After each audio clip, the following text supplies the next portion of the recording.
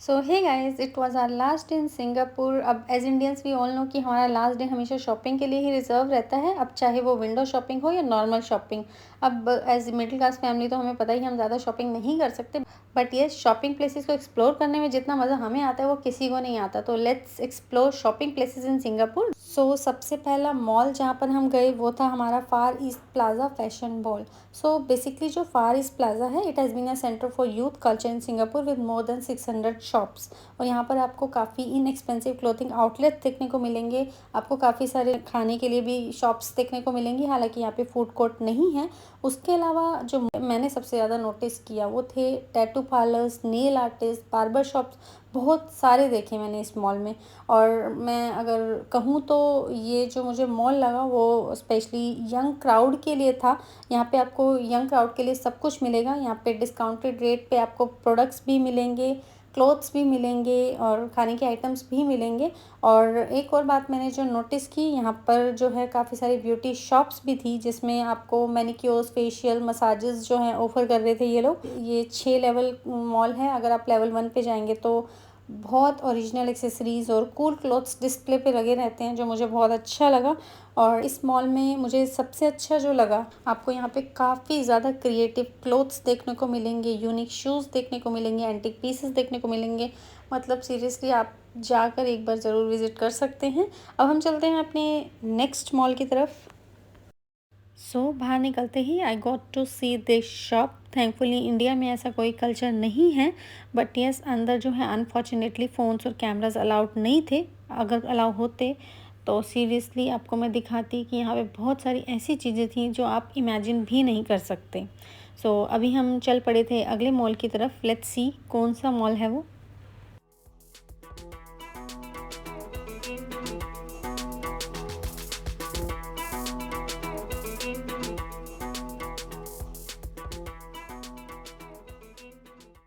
तो हम पहुँचे आयन ऑर्किड मॉल, जो कि था ऑर्किड एमआरटी स्टेशन के बगल में। अब यहाँ अगर हमें एक बहुत ही अमेजिंग बात पता चली, जो कि शायद हमें ट्रिप के स्टार्टिंग में पता चल जाती, तो हमारा ट्रिप बहुत ही बजट फ्रेंडली बन जाता।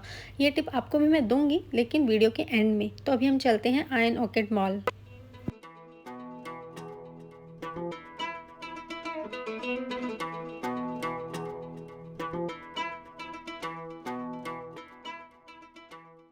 मुझे समझ नहीं आ रहा सब कुछ इतना कनेक्टेड कैसे है। यहाँ से मॉल से अंडरग्राउंड, अंडरग्राउंड से मेट्रो पहुँच गया, मेट्रो से दोबारा मॉल पहुँच गया। सब कुछ कनेक्टेड है, कहीं से कहीं भी चले जाओ, बस मैप को फॉलो करते रहो, सब कुछ मिल जाएगा।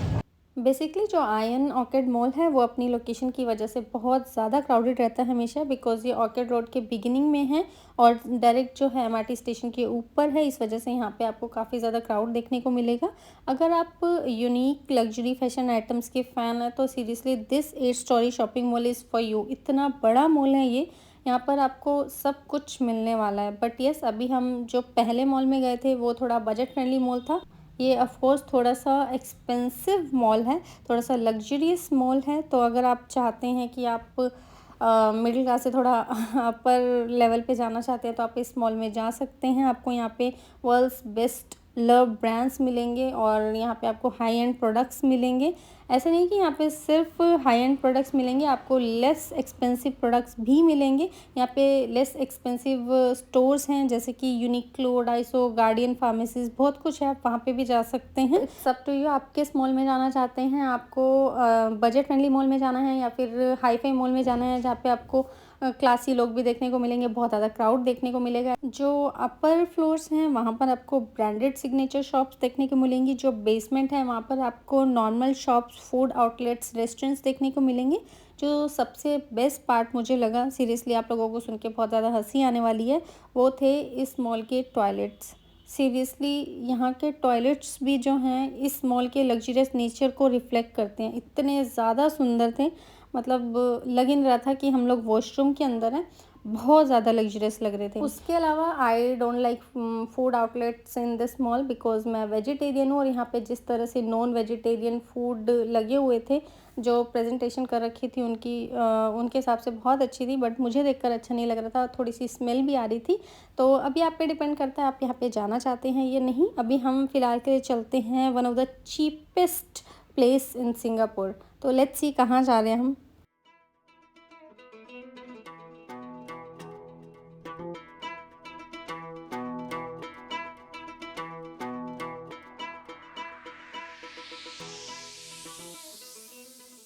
सो हम पहुँचे Chinatown which is a great place for a heritage tour with many food options to choose from.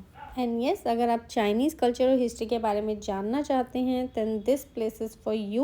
You will enjoy a mix of old and new heritage here. आपको काफ़ी सारे म्यूजियम्स, काफ़ी सारे टेम्पल्स और यहाँ का जो architect है वो काफ़ी ज़्यादा जो है चाइनीज़ कल्चर को रिप्रेजेंट करता है और बहुत ज़्यादा क्लीन ऑर्गेनाइज्ड प्लेस लगा।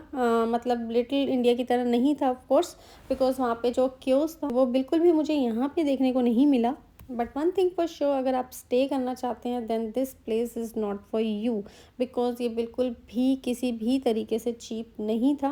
ऑफ कोर्स यहाँ पे मुझे बहुत सारे ऐसे आइटम्स देखने को मिले, जैसे कि यहाँ पर की रिंग छोटे छोटे, अगर आप अपने रिलेटिव्स या फिर अपने कज़न्स या फिर अपने फ्रेंड्स किसी को भी गिफ्ट करना चाहते हैं, वो मुझे as compare to other parts जो हैं काफ़ी ज़्यादा चीप लगे, तो आप यहाँ से वो आइटम ले सकते हैं। यहाँ पे फूड भी एक्सपेंसिव ज़्यादा नहीं था as compare to other parts of Singapore, तो आप यहाँ पे फूड भी इंजॉय कर सकते हैं। मैंने भी किया, of course vegetarian food try किया मैंने। सोच के थोड़ा अजीब लगेगा कि चाइनीज़ भी आता है ऐसा, तो येस इट वाज देयर। और मैंने अपनी लाइफ में पहली बार जो है चॉपस्टिक से ट्राई किया। थोड़ा अलग एक्सपीरियंस था, मुझे बहुत अच्छा लग रहा था। नर्वस तो मैं बहुत हूँ, पर मैं सीख गई हूँ। कितनी जल्दी सीख गई मैं। And of course, one tip for you, the best time to explore Chinatown is during the evening hours when the streets are lit with twinkling lights. आपको बहुत ज़्यादा मज़ा आएगा उस टाइम पे। अभी जो है हमने ये चाइना टाउन एक्सप्लोर कर लिया था। चाइनीज़ कल्चर को मैंने बहुत अच्छे से देखा। यहाँ पे चाइनीज़ लालटेन बहुत ज़्यादा अच्छी लग रही थी मुझे, बट हम लेके नहीं जा सकते थे। और उसके अलावा हमने बहुत छोटे छोटे आइटम्स खरीद, बिकॉज बाकी जगह से मुझे थोड़े चीप लगे। अभी हम चल रहे थे अपना होटल की तरफ वापसी, बिकॉज हमारी रात की फ़्लाइट थी। लेकिन एक चीज़, एक अट्रैक्शन अभी भी बचा है जो कि बहुत ज़्यादा अच्छा लगने वाला है, वो हमें मिलेगा एयरपोर्ट पे। लेकिन उससे पहले मैं कुछ और टिप्स देना चाहती हूँ। लेट्स सी वो टिप्स क्या हैं, बिकॉज मेरा वीडियो का एंड होने वाला है और मैंने बोला था कि मैं हर वीडियो में टिप दूंगी। मैंने पहले भी वीडियोस में बहुत सारी टिप्स दी हैं, लेकिन अभी मेरा ट्रिप एंड हो रहा है तो मैं कुछ टिप्स को रिपीट भी करना चाहूँगी। सबसे पहली टिप जो मैंने वीडियो के स्टार्टिंग में बोली थी, जो हमें मेट्रो स्टेशन पे आकर पता लगी, जो हमारी सबसे बड़ी गलती थी, वो ये थी कि हमने यहाँ पे आके मेट्रो का पास नहीं बनवाया। बिकॉज़ जो मेट्रो का पास था, अगर आप बनवाएंगे तो उसके लिए आपको क्या करना पड़ेगा, $10 का 1 दिन का बनता है, $15 का 2 दिन का बनता है और $20 का 3 दिन का बनता है।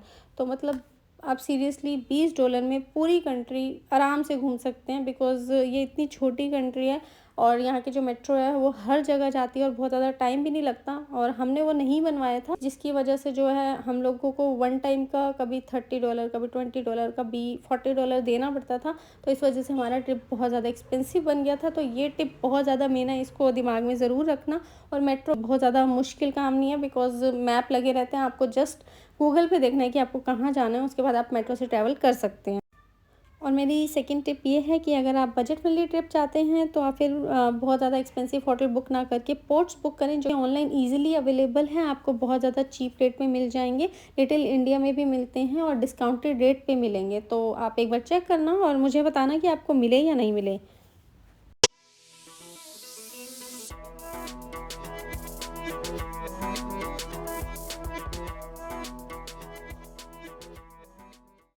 हम पहुंच चुके थे फाइनली जुल चांगी एयरपोर्ट। सीरियसली मैंने अपनी लाइफ में ऐसे एयरपोर्ट कहीं नहीं देखा है जहाँ मॉल के अंदर ही इतनी सारी एक्टिविटीज़ देखने को मिले। यहाँ पर बेसिकली काफ़ी सारी एक्टिविटीज़ थी, जिसमें पेड और अनपेड दोनों थी, जिसमें कैनोपी पार्क, जूल मॉल और वाटरफॉल था। अब हमारे पास इतना ज़्यादा टाइम नहीं था कि सारी एक्टिविटीज़ को एंजॉय कर सकें, सो हमने डिसाइड किया हम वाटरफॉल को ही इंजॉय करेंगे, बाकी सबको स्किप कर देंगे। जिसके लिए हमें जाना था टर्मिनल 1 में, बिकॉज हमारी फ्लाइट टर्मिनल 2 से थी और हमारे पास ज़्यादा से ज़्यादा आधा घंटा था, उसमें हमें जाकर एंजॉय करके वापस आना था।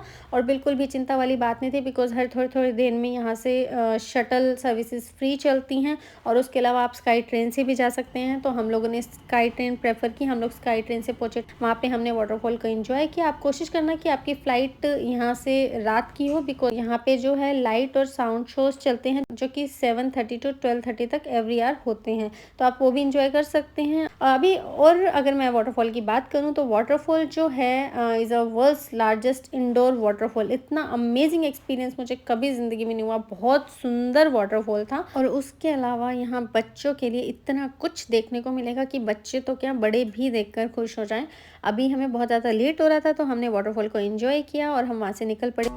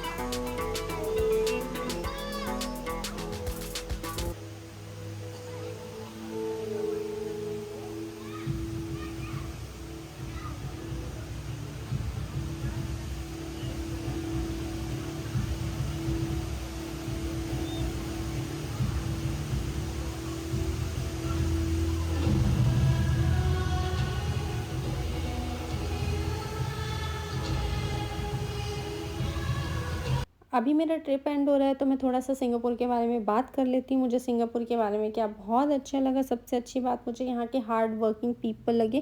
बिल्कुल आपको विद स्माइल वेलकम करेंगे, वो मुझे बहुत अच्छा लगा। कहीं भी इरिटेशन मुझे किसी के फेस पे नहीं दिखी। उसके अलावा मुझे एक थोड़ी-सी बुरी बात लगी कि मुझे फ्लायर जो है ट्राई करना था, सिंगापुर ऊपर से देखना था, वो व्यू मुझे नहीं देखने को मिला, बिकॉज़ फ्लायर जो है टेम्परेरी क्लोज़ था पूरे 3 दिन, जो मैंने मिस कर दिया। उसके अलावा एक और बात मुझे जो अच्छी लगी, यहाँ पर बिल्कुल भी पॉल्यूशन नहीं था। ऑफ़ कोर्स आप रोड पे चलेंगे, पैर पे बिल्कुल भी मिट्टी नहीं लगने वाली है। और उसके अलावा मैंने इन 3 दिनों में बिल्कुल भी हॉकिंग नहीं सुनी। मतलब यहाँ के लोग इतने डिसिप्लिन्ड हैं, अगर आप उनके आगे कोई व्हीकल है तो वो बिल्कुल भी हॉर्न नहीं बजाएंगे, वो वेट करेंगे कि आगे वाला पर्सन चला जाए तब वो जाएंगे। ये बात मुझे बहुत ज़्यादा अच्छी लगी। उसके अलावा यहाँ पर बारिश का कोई भरोसा नहीं होता, तो अपने साथ हमेशा एक अम्ब्रेला रखना, कभी भी हो जाती है। और उसके अलावा एक और बात मुझे अच्छी लगी, यहाँ पे बिल्कुल भी मुझे कहीं भी सिक्योरिटी चेक देखने को नहीं मिला। आप मेट्रो के अंदर जा रहे हैं, कहीं भी जा रहे हैं, मतलब ये कंट्री इतनी ज़्यादा सेफ़ है कि आप कहीं भी जाएँ, बिल्कुल भी सिक्योरिटी चेक नहीं है, कोई भी खतरा नहीं है आपको यहाँ पे। आई होप कि आप लोगों को मेरा सिंगापुर का ट्रिप बहुत ज़्यादा अच्छा लगा होगा। अगर आपको कोई कमी लगी हो या आपको कुछ बात अच्छी लगी हो, तो प्लीज़ मुझे कमेंट में शेयर करना। और फिर मिलेंगे जल्द ही नए व्लॉग के साथ, नई कंट्री के साथ, नए एक्सपीरियंसेस के साथ। तब तक के लिए अपना ख्याल रखना। Take care, bye bye.